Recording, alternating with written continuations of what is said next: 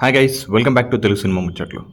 ఈ మధ్య జియో సినిమా యాప్లో కూడా కొన్ని కొత్త సినిమాలు రిలీజ్ అవుతున్నాయి. అండ్ ఆ ప్లాట్ఫామ్లో డైరెక్ట్గా ప్రీమియర్ అవుతున్న కొన్ని సిరీస్లు అండ్ మూవీస్ కూడా బాగానే ఉంటున్నాయి. ఇందులో ఇంకో హ్యాపీ విషయం ఏంటంటే అవన్నీ కూడా తెలుగు ఆడియోలో కూడా అవైలబుల్గా ఉంటున్నాయి. బట్ ఆ తెలుగు డబ్బింగ్ చాలా దరిద్రంగా ఉంటున్నాయి, అది వేరే విషయం అనుకోండి. రీసెంట్గానే మర్డర్ ఇన్ మాహిమా అనే సిరీస్ జియో సినిమాలో స్ట్రీమ్ అయింది. కంటెంట్ పరంగా అది బాగానే ఉన్నా ఎవరూ చూడలేదు. అయినా జియో సినిమా వెనక్కి తగ్గకుండా ఈ వీక్ బ్లాక్అవుట్ అనే ఒక సినిమాతో వచ్చారు. ఇది కూడా తెలుగు ఆడియోలో అవైలబుల్గా ఉంది. మరి ఈ మూవీ ఎలా ఉంది అనేది చూసేద్దాం. కథ విషయానికి వస్తే లెన్నీ డిసౌజా ఒక క్రైమ్ రిపోర్టర్. సిటీ మొత్తం పవర్ కట్ అవ్వడంతో ఫుడ్ తీసుకురావడం కోసమని బయటికి వెళ్తే ఒక యాక్సిడెంట్ జరిగి చాలా గోల్డ్ తనకి దొరుకుతుంది. అదంతా తీసుకొని అక్కడ నుండి వెళ్లేదారిలో ఒక యాక్సిడెంట్ చేస్తాడు. ఆ తర్వాత ఏం జరిగింది, ఆ నైట్లో తను ఎలాంటి సిచ్యువేషన్స్ ఫేస్ చేశాడు, తన జర్నీ మధ్యలో జాయిన్ అయిన తాగుబోతు బేవడా ఎవరు, తీక్ తాక్ అనే ఇద్దరు దొంగలు వాళ్ళతో ఎందుకు జాయిన్ అయ్యారు, ఇలాంటి డీటెయిల్స్ అన్ని తెలియాలంటే సినిమాని పూర్తిగా చూడాల్సిందే. క్రైమ్ కామెడీ సినిమాలు మన దగ్గర చాలా రేర్గా వస్తుంటాయి. ఇలాంటి సినిమాల్లో కామెడీ కొంచెం వర్కౌట్ అయినా జనాలు ఆ సినిమాని చూసేస్తారు. ఈ బ్లాక్అవుట్ సినిమాలో అలా మనల్ని అట్రాక్ట్ చేసే కామెడీ అయితే ఉంది. బట్ క్రైమ్ ఎలిమెంట్స్ ఏవైతే స్టార్టింగ్లో ఇంట్రెస్టింగ్గా అనిపిస్తాయో అవి మధ్యలో ట్రాక్ తప్పి ఎక్కడెక్కడికో తీసుకెళ్లిన ఫీలింగ్ తెప్పిస్తాయి.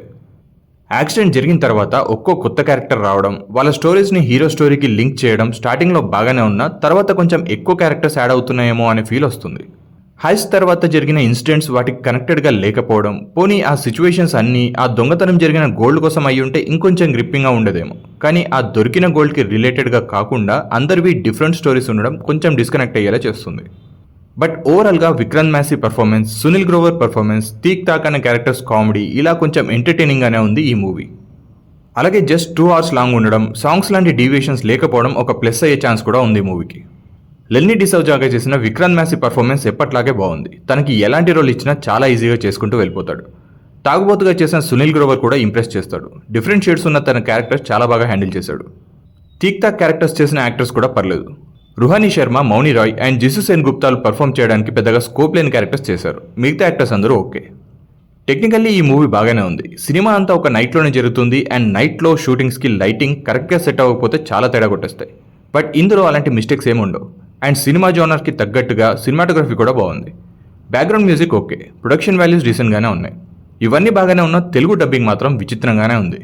ఒకవేళ మీకు హిందీ వస్తే బెటర్ దీన్ని హిందీ ఆడియోలోనే చూసేయండి. డైరెక్టర్ దేవాంగ్ బాబు సార్ ఉన్నంతలో బాగానే ప్రజెంట్ చేశాడు మూవీని. బట్ ఇందాక చెప్పినట్టుగా ఇన్సిడెంట్స్ అన్నిటికీ ఆ కొట్టేసిన గోల్డ్తో ఏదైనా లింక్ చేసి ఉంటే ఇంకొంచెం ఇంట్రెస్టింగ్గా ఉండేదేమో మూవీ. అలాగే ఆ హైస్ట్కి సంబంధించిన సీన్స్ కూడా కొంచెం ఇన్కంప్లీట్గా ఉన్నట్టు అనిపిస్తాయి. ఓవరాల్గా బ్లాక్అవుట్ ఒక యావరేజ్ క్రైమ్ కామెడీ ఫిలిం. ఈ వీకెండ్కి మీకు కొంచెం కామెడీ ఉన్న మూవీస్ చూడాలనిపిస్తే ఎలాంటి ఎక్స్పెక్టేషన్స్ లేకుండా దీని మీద ఒక లుక్ వేస్తే ఇది బాగానే అనిపించవచ్చు.